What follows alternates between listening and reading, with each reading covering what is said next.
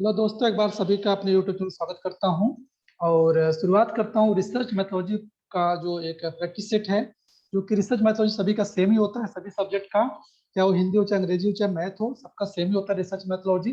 तो उसका ये आपका प्रैक्टिस सेट है जो कि आपका यूसीएनटीए नेट जेआरएफ के एग्जाम के लिए बहुत उपयोगी है। और देखते हैं इसके ऊपर क्या क्या कैसे कैसे सवाल आते हैं। ठीक है, तो हमारा जो पहला सवाल है mean median and mode are.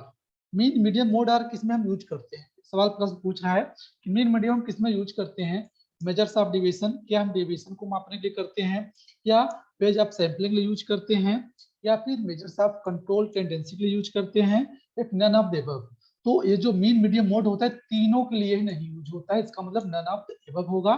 ठीक है, अगर हम पॉइंट ऑफ व्यू देखें तो इसका जो जवाब होगा वो डी होगा, क्योंकि मीन और मीडियन मोड जो होता है वह मेजर्स ऑफ डिविएशन और सैंपलिंग या कंट्रोल टेंडेंसी में नहीं प्रयोग किया जाता है, जिसके पॉइंट ऑफ व्यू से इसका जवाब जो होगा डी होगा। ठीक है, और नेक्स्ट हमारा है जो प्रश्न है, कह रहा है कि रिसर्च क्या है। रिसर्च बार बार सर्च करना, या बार बार हम जो कोई कोई हमसे पूछता है कि रिसर्च क्या है, तब बोलते हो बार बार जो ना खोजो और उसके आगे और खोज करते हैं तो रिसर्च कहलाता है, खोज है, अनुसंधान है। पर ऐसा नहीं होता है। ठीक है, एंड ये भी गलत है। And finding solution to any problems, तो यह भी किसी सॉल्यूशन को फाइंडिंग नहीं करता है। और लेकिन जो यहाँ पर थर्ड ऑप्शन सी है, सी दिया है working is an scientific way to research for truth of any problem.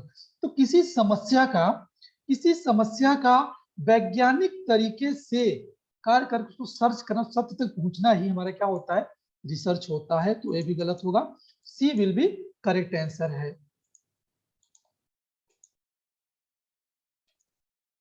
Next हमारा है which of the following is the first step in starting the research process। Research process आप पढ़े होंगे, research process में बहुत सारे स्टेप्स होते हैं, बहुत जिसको स्टेप्स कह सकते हैं, अध्याय कहते हैं, चैप्टर कहते हैं। इसमें पहला स्टेप क्या है, कोई पूछ रहा है प्रश्न में, searching source of information to locate problem, कि समस्या का दिशा निर्देश क्या है उसके बारे में पूछना, तो नहीं, ये भी क्या होगा, गलत हो जाएगा। सर्वे ऑफ रिलेटेड लिटरेचर, नहीं, लिटरेचर नहीं, लिटरेचर जो सेकंड पार्ट होता है, लिटरेचर जो होता है सेकंड स्टेप होता है। Identification of the problem and searching for solution of the problem, और समस्या का समाधान खोज करना, ये भी नहीं होता है। तो डी जो हमारा होता है, जब आप एज ए रिसर्चर, आपको पता होगा, एज आपने डिजर्टेशन किया होगा, पीजी पढ़ा होगा, अगर आप पीएचडी स्कॉलर हैं तो पता होगा फर्स्ट ऑफ ऑल जो हम रिसर्च करते हैं, रिसर्च का पहला स्टेप होता है कि हम किसी समस्या का जो होता है उसको क्या करते हैं, आइडेंटिफाई करते हैं, उसकी पहचान करते हैं, अपनी टेक्नोलॉजी देखते हैं, उसको पहचान करते हैं क्या होता है, हमारी समस्या क्या है। तो इस पॉइंट ऑफ व्यू देखते हैं सी क्या है, आपका जवाब क्या सही है। ठीक है, और आगे बढ़ते हैं, आगे देखते हैं। आगे हमारा प्रश्न है कि component a common step sorry a common test in research demand much priority. ठीक है, कि ये कॉमन रिसर्च टेस्ट में क्या क्या डिमांड रखता है, क्या क्या उसको मतलब उसकी प्रायोरिटी होनी चाहिए, उसमें क्या क्या होना चाहिए, रिलायबिलिटी, विश्वसनीयता, विजिबिलिटी, उसकी उपयोगिता, ऑब्जेक्टिविटी। तो ये सब पूछ रहा है, जो आपकी रिलायबिलिटी, विजिबिलिटी एंड ऑब्जेक्टिविटी जो है, ये तीनों होने चाहिए, ये तीनों होने चाहिए रिसर्च टेस्ट में। ठीक है, अगर इस पॉइंट ऑफ व्यू देखें क्या होगा, ऑल ऑफ एबव। तो डी इसका जो आंसर क्या होगा, ये विल बी करेक्ट आंसर है। तो इस point of view D will be correct answer. Then आते हैं, आगे देखते हैं कि जो हमारा नेक्स्ट प्रश्न है जो है बहुत इजी है, लेकिन इसके टाइप इस तरह से क्वेश्चन बहुत विद इन 2 और 3 वर्ड्स जो होते हैं, रिसर्च मेथोडोलॉजी बहुत से जाते हैं प्रश्न आपके एनटीए नेट में, दोस्तों उसको जरूर देखिएगा। एक्शन रिसर्च मींस होता क्या है, पूछ रहा है longitudinal research, applied research, research initiative to solve immediately problems, और research with socio-economic objectivity। देखिए, लॉन्गिट्यूडनल रिसर्च हो नहीं गया, अनुसंधान नहीं होता है, अप्लाइड रिसर्च नहीं होगा, और research with socio economic objectivity से कोई मतलब नहीं इसका है एक्शन रिसर्च से। बचता हमारा क्या है, सी है। अगर सी है, सी में क्या दिया हुआ है, research initiated to solve an immediate problem.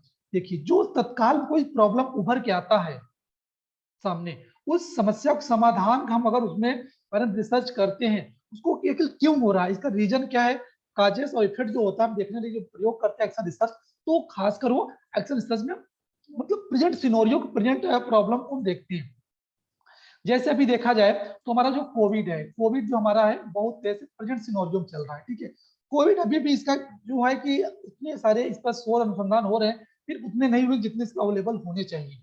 तो भी करंट इसमें चल रहा है इसका जो सिनेरियो। और अगर दूसरा एग्जाम्पल लें तो अभी हाल में आपने देख सकते हैं कि अगर रिसर्च हम कर सकते हैं, जो भी आपका एनईपी 2020 लागू हुआ है, ठीक है, 2020 लागू हुआ है, तो इसके प्रभाव दे सकते हो, क्योंकि इसके प्रभाव है कि नहीं है, क्योंकि अभी करंट यहाँ दिया ना, initiated to solve an immediate जो प्रॉब्लम, अभी तत्काल आ रहा प्रॉब्लम, ठीक है। इस तरीके से जो मतलब मेरा कहने का जो सामने एकदम उभरते हुए समस्या रही है, उसके बारे में अनुसंधान करना ही हमारा अक्सर रिसर्च कहलाता है। जैसे हम कह सकते हैं एग्जाम्पल यहाँ पर, क्योंकि ये बहुत वेरी वेरी इंपॉर्टेंट आपका टर्म है, इसलिए मैं इसको बता रहा हूँ। अगर मान लो किसी कॉलेज में वोकेशन की वजह से ठंडी में तो हमारा विंटर सीजन चल, इसकी वजह से बच्चे क्लास करने आना बंद कर दे। आप इस पर रिसर्च करोगे कि क्या रीजन है कि हमारे बच्चे आना बंद हो रहे हैं, या फिर अभी फिलहाल जो बच्चे आ रहे हैं और साथ में टीचर हमारे साथ क्या उनके व्यवहार कर क्या नहीं, व्हाट एवर, इसके बारे में स्टडी करना अगर हम करते हैं, दैट इज एक्शन रिसर्च, ठीक है।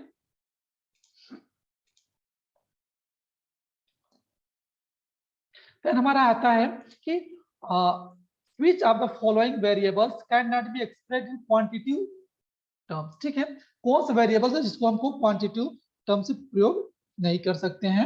सोशियो इकोनॉमिक स्टेटस, ठीक है, सोशियो इकोनॉमिक स्टेटस है, एंड मैरिटल स्टेटस है, देन आपका आता है numerical aptitude, then professional aptitude. तो यह जो आपका है कि वेरिएबल जो है कि क्वांटिटेटिव टर्म्स हम प्रयोग नहीं कर सकते, तो है न्यूमेरिकल एप्टीट्यूड को हम वेरिएबल जो उसको हम क्वांटिटेटिव प्रयोग नहीं कर सकते हैं।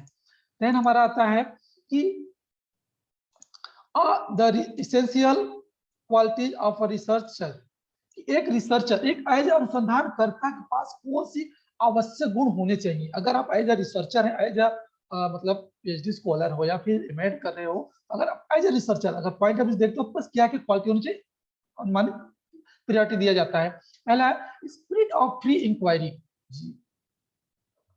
ये होना चाहिए। सही बात कह रहा है कि आपके पास कम से कम फ्री इंक्वायरी करने की क्षमता होनी चाहिए, आप कोई चीज को जज करने के बाद जांच पड़ताल कर सको। Reliance on observation and evidence, और साथ साथ आप जो अवलोकन करने की और जो एविडेंस मतलब इसको हम सबूत के रूप में हम मानते हैं, तो रखने का भी क्षमता हो, हमने कहाँ देखा, किस पॉइंट ऑफ, अगर आप कोई बात कह देते हो किसी को आज बहुत गर्मी है, बोलेगा कि हम कहाँ देखा आपने, आपके पास एटलीस्ट एज ए रिसर्चर आपके पास एविडेंस आप प्रस्तुत कर सको। नहीं आज हमने पेपर में देखा, न्यूज में देखा, ये एविडेंस आप देख सकते हो, इस हिसाब से आपके पास ऑब्जर्वेशन एविडेंस के रिलायंसेस होने चाहिए। देन सिस्टमैटाइजेशन ऑफ थियोलॉजिक जो नॉलेज होता है, आप किसी नॉलेज को आप अगर सामने प्रेजेंट कर रहे हो, किसी को बता रहे हो, एज ए रिसर्चर आप रख रहे हो बात को, तो एटलीस्ट वो सिस्टमैटाइजेशन होनी चाहिए। मतलब अगर कहा जाए 1 2 3 4, मतलब 1 2 3 4, ये क्या है, एक क्रमागत है ना, क्रमागत है। अब इसी को अगर हम 1 लिख दें, यहाँ पे 4 लिखे, यहाँ पे 3 लिखे, यहाँ पे 2 लिखे, तो ये स्कैटर फॉर्म होगा, तितर बितर हो गया। हम ऐसे नहीं, एज ए रिसर्चर का सिस्टमैटाइजेशन होना चाहिए। एक व्यक्ति में क्रमागत एकदम सीरियल से रखने की क्षमता होनी चाहिए, जो भी वो नॉलेज अपनी बात रखना चाहता है। Then all of the above, तो अगर यह सारी जो 3 चीजें उसमें क्वालिटी दिया हुआ, spirit of the inquiry and reliance on observation evidence and systematization of theology in of knowledge, then तो इस पॉइंट ऑफ देखते हैं तो जो हमारा डी है all of the above will be correct answer, ठीक है, जो हमारा डी है will be correct answer. Next देखते हैं अगला क्वेश्चन, अगला प्रश्न देखते हैं। नेक्स्ट प्रश्न हमारा है in the process of conducting, in the process of conducting research formation of hypothesis is followed, ठीक है। प्रश्न कह रहा है कि आप हाइपोथेसिस कब बनाते हैं, हाइपोथेसिस कहां पर निर्माण करते हैं, किस स्टेप में जाके करते हैं। तो ध्यान रखिए, पहला ऑप्शन दिया है स्टेटमेंट ऑफ ऑब्जेक्टिविटीज, तो आप याद रखिए जो आपका कथन होता है, उद्देश्य होता है, उसके पॉइंट ऑफ व्यू से आप हाइपोथेसिस नहीं बनाया जाता है, ठीक है, तो गलत। एनालिसिस ऑफ डाटा, इसका कोई तात्पर्य नहीं है, ऑलरेडी एक चैप्टर अलग चला गया, ठीक है, आप यहाँ पे मत रहिए, ठीक है। देन आप कहते हैं सिलेक्शन ऑफ रिसर्च टूल, जी हाँ, सिलेक्शन ऑफ रिसर्च टूल जब करते हो, जो रिसर्च टूल बना रहे हो, ठीक है, उस पर डिपेंड करता है कि हाँ अब इसमें हम हाइपोथेसिस अब इसमें हम फॉर्मुलेट करेंगे, ठीक है। और साथ ही साथ कि आप यहाँ पे किस तरह से बनाएंगे, वो इस स्टेप में किया जाता है, जब इसको हम बेस मानते हैं, on the basis of research tool होता है, उसी हिसाब से हम फॉर्मेशन ऑफ हाइपोथेसिस करते हैं। देन आप कहता है collection of data, collection of data is also part of the research, और ये चैप्टर है, ठीक है। Collection of data, analysis of data, ये सब आपके डाटा एनालिसिस के अंतर्गत आते हैं, उधर के पार्ट है। तो इस पॉइंट ऑफ देखा जाए तो जो हमारा इस प्रश्न का जवाब होगा वो सी है, सिलेक्शन ऑफ रिसर्च टूल, ठीक है, will be correct answer. Okay, next देखते हैं, आगे बढ़ते हैं और इसमें देखते हैं a research paper is a brief report of research work based on, ठीक है। ये पूछ रहा है, प्रश्न कर रहा है जो आप शोध पत्र बनाते हो, शोध पत्र रिसर्च पेपर आप बनाते हो, चाहे नेशनल चाहे इंटरनेशनल चाहे कॉन्फ्रेंस चाहे सीआरई प्रोग्राम या फिर कहीं आप प्रेजेंट करते हो, ठीक है। तो उसके लिए आप जो उसमें रिपोर्ट लगा रहे हो, रिपोर्ट बता रहे हो, वो पूछ रहे किसके बेस पे होना चाहिए, ठीक है। उसके बेस होना चाहिए, देखिए क्या होता है, primary data only, secondary data only and both primary and secondary data then none of the above. तो दोस्तों मैं बता दूं आपको, पहले प्राइमरी डाटा होता है क्या, सेकेंडरी डाटा होता क्या है, पहले उसको हम चर्चा कर लेते हैं यहाँ पर, क्योंकि बहुत टर्म तो छोटा है लेकिन ये बहुत डिफिकल्ट शब्द है। देखिए प्राइमरी डाटा क्या होता है कि जो आप एक्चुअल चीज देखते हैं, ठीक है, जिसका निर्माण खुद आप करते हैं, जिसको आप खुद बनाते हो, जैसे हम बोलते हैं सेल्फ टूल हमारा है, ठीक है, हम स्वनिर्मित परीक्षण टूल हम बनाए, उसके साथ हम शोध करेंगे। आपका प्राइमरी डाटा जो मतलब किसी के पास हो ना, उसको बनाओगे तब होगा। लेकिन अगर आप सेकेंडरी डाटा यूज करते हो, मतलब आप मार्केट से टूल खरीद कर, ठीक है, सॉरी, आप मार्केट टूल खरीद कर या लाइब्रेरी जाकर जो रेफरेंस देते हो अपने रिसर्च रिव्यू लिटरेचर में, तो सेकेंडरी डाटा के अंतर्गत आते हो, आप नहीं दे रहे हो, ठीक है। वो आप कहीं बुक्स ले रहे हो, किसी लाइब्रेरी जा रहे हो लेने, ठीक है, कहीं से आप डाटा ले रहे हो, कहीं कंप्यूटराइज डाटा आप ले रहे हो, ठीक है, आप सर्वे ले रहे हो। जैसे एग्जांपल बताएं, आप अभी सेंसस जो होता है 2011 का हुआ, तो आप बता सकते हो कि यूपी में इतनी जनसंख्या है, महाराष्ट्र में जनसंख्या पॉपुलेशन है, ठीक है। तो आपने कहा देखा, कंप्यूटर देखा, डाटा पहले सब वो आपका सेकेंडरी डाटा होगा, ठीक है। लेकिन अगर आप गांव में जाकर सर्वे करते हो, बच्चे कितने हैं, बूढ़े कितने हैं, यंग कितने, वुमेन कितने हैं, महिलाएं कितने, क्या आप रेशियो है, तो वो आप खुद करते हो, तो क्या होगा, प्राइमरी डाटा होगा। अब आई होप आप समझ रहे होगे प्राइमरी डाटा क्या होता है, सेकेंडरी डाटा क्या होता है, ठीक है दोस्तों। अगर आपको समझ में आ रहा है तो आप इस दोस्तों इस वीडियो को लाइक करिए, शेयर करिए, कमेंट करिए, और ज्यादा से ज्यादा अपने दोस्तों इसको सब्सक्राइब और अपने दोस्तों में भी इसको शेयर करिए। तो इस प्रश्न का जो जवाब है, या research paper is a brief report of research work based on, तो ये होता है both primary and secondary data. आप अपने खुद डाटा बनाते हो कलेक्ट करने के लिए टूल, देन आप जो आपके पहले डाटा है वो आप ले सकते हो, कि मैंने आपको एग्जांपल बताया, आप गांव का सर्वे करके काउंट कर सकते हो कितने पीपल, कितने लोग, कितने यंग, कितने गर्ल्स, कितने वुमेन है। लेकिन अगर मैं आपको बोलूं कि पूरे भारत, पूरे राज्य का कलेक्शन करो, काउंट करो, तो आप शायद नहीं कर पाओगे, एक व्यक्ति के काम का हाथ में काम नहीं हो सकता। तो आप वहां पर आप जो सेंसस हुआ है, जनगणना, आप उसका डाटा ले सकते हो। तो हम दोनों डाटा आपने लिया ना, कि भारत जनसंख्या इतनी है, भारत में जो यूपी राज्य इतनी जनसंख्या है, यूपी राज्य डिस्ट्रिक्ट, डिस्ट्रिक्ट का फला गांव है, गांव में इतने लोग हैं, इतनी जनसंख्या है, आप बता सकते हो। तो आप एक जो रिपोर्ट लगा रहे हो, उस रिपोर्ट के पीछे आप प्राइमरी एंड सेकेंडरी डाटा दोनों आप प्रयोग कर रहे हो, ठीक है। आइए दोस्तों, बहुत अच्छी तरीके से समझ गए होंगे प्राइमरी डाटा क्या होता है, सेकेंडरी डाटा क्या होता है। ओके, आगे बढ़ते हैं, आइए और इस प्रश्न को देखते हैं कि one of the following is not an open source software, ठीक है। इसमें कौन सा ओपन सॉफ्टवेयर जो है आपका नहीं है, ठीक है। यहाँ पे दिया हुआ है, पहले प्रश्न को ध्यान से पढ़ा करिए, इसमें देखा करिए कि यहाँ दिया following is not an open source software, is not, इन चारों में कौन सा नहीं है, ये ध्यान रखिए, इन चारों में कौन सा नहीं है, हमको ढूंढना है। डी स्पेस क्या है, ये ओपन सॉफ्टवेयर जो सोर्स से होता है। देन ग्रीन स्टोन जो है, ये भी ओपन सोर्स सॉफ्टवेयर है। उससे आपका लाइनोक्स है, ये भी है। लेकिन जो विंडोज है, विंडोज क्या है, is not an open source software, ठीक है। विंडोज के अंदर इनबिल्ट होता है। तो इसका जवाब जो होगा, इसका जो उत्तर हो जाएगा, वो we will be correct answer, will be right answer, ठीक है दोस्तों। और नेक्स्ट प्रश्न देखते हैं, classification of all types of libraries has been made by, उसके बाद दिया हुआ है जो हम अलग अलग general library, central library, national library जो होती है, अलग लाइब्रेरी, उसको किस बेस पर किसने उसको क्लासिफिकेशन, किसको उसको वर्गीकरण किया है, ठीक है। और उसके टाइप भी, टाइप तो यहाँ पर मैं जिक्र नहीं करूंगा, पर हाँ कौन कर रहा है मैं बता सकता हूँ। एंड जो पहला IFLA and UNISIST and UNESCO and INSDOC, ठीक है। तो यहाँ पर हमारे पास चार ऑप्शन है, चारों में से जो हमारा लाइब्रेरी हैज बीन मेड करता है, मतलब क्लासिफिकेशन करता है, वो आपका जो है यूनेस्को करता है, ठीक है। लाइब्रेरी क्लासिफिकेशन जो करता है यूनेस्को करता है, इफ्ला एंड यूनिसिस्ट एंड इंसडॉक नहीं करता है। तो इसका जो जवाब होगा वो यूनेस्को हो जाएगा। फिर आगे बढ़ते हैं और नेक्स्ट प्रश्न लेते हैं, देखते हैं यहाँ पे डॉट डॉट डॉट डॉट खाली है, is a process of information, ठीक है, is a process of information, ठीक है। जो यहाँ पर पूछ रहा है कि इसमें कौन सा ऐसा है जो कि प्रोसेस ऑफ इंफॉर्मेशन पे काम करता है। पहला क्या है, books, CD ROM, computer, none of the above. ठीक है दोस्तों, तो आपको पता होगा जो इसका जो प्रोसेस ऑफ इंफॉर्मेशन है, यह आपका क्या है, सीडी रोम है। ठीक है, ये क्या है, सीडी रोम है। अब मैं आपको बता दूं, क्योंकि कंप्यूटर पूछता है, आपको पता होगा जो कि नेट का पहला पेपर, यूजीसी नेट का जो पहला पेपर है दोस्तों, वो आपका जो पहला पेपर है उसमें जो आपका टेक्नोलॉजी पेपर आता है, वो उसके अंदर जो कंप्यूटर वाले पार्ट उसी में शामिल होते हैं। यहाँ से भी प्रश्न बनने के पूरे चांस होते हैं। ठीक है, रिसर्च मैथोलॉजी के साथ साथ, और ये भी बता दूं कि जो रिसर्च पीएचडी कोर्स वर्क जो होता है, उसमें भी कंप्यूटर का कोर्स सॉरी सिलेबस शामिल कर दिया गया है। जिस तरह आपको रिसर्च मैथोलॉजी पढ़ाया जाता है, उसी तरह आपको अब कंप्यूटर भी पढ़ाया जाता है, क्योंकि बिना कंप्यूटर सहयोग से रिसर्च में बहुत सारी समस्या आती हैं, या फिर आपको इस खास तकनीकी का ज्ञान कराने के लिए उस चीज को शामिल किया गया है। ठीक है, तो इसका जवाब क्या होगा आपका, बी हो जाएगा, CD ROM is a process of information. ठीक है, और आगे बढ़ते हैं।